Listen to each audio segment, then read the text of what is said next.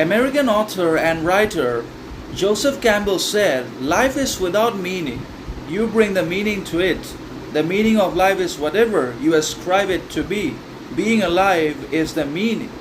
So that means life does not necessarily have a definitive, purposeful, and solid aim, ambition, or meaning about itself, no matter what we think or say about it. But life does not always come with a particularly definitive meaning about itself, and that means we basically have to have the willingness, the determination, the resolve that constantly tells us and encourages us to find out the meanings of life, and also to create the kind of meaning that we want to give our lives and that we want to live with in one way or another. And that means we have to add meaning, significance, worth, determination, and importance to the lives that we have and that we are living regularly every day with our actions, education, knowledge, and the other sorts of pursuits also have to give us at least some kind of meaning. And that means whatever it is that we are engaged in, whatever it is that we are doing, pursuing,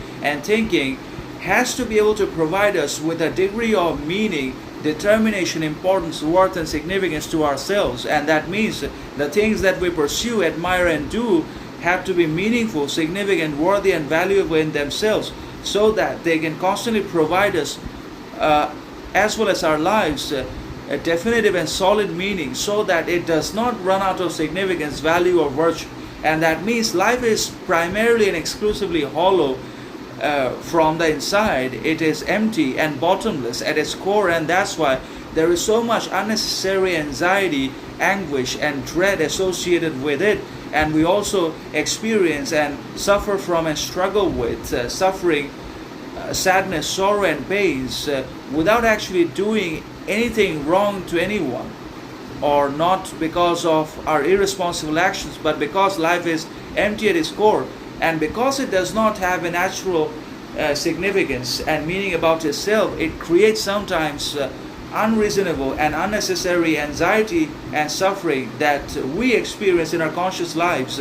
And that means we basically have to invest upon qualities, virtues, and values, and its development and acquisition, no matter the cost or the consequence we have to bear for it. But without the virtues, we are not going to experience any meaning in our lives. Now, if we constantly pursue external education and aimless desires of the others, then also we lose our lives. And if we consistently crave external recognition and materialistic possessions, then also our life is not going to become meaningful.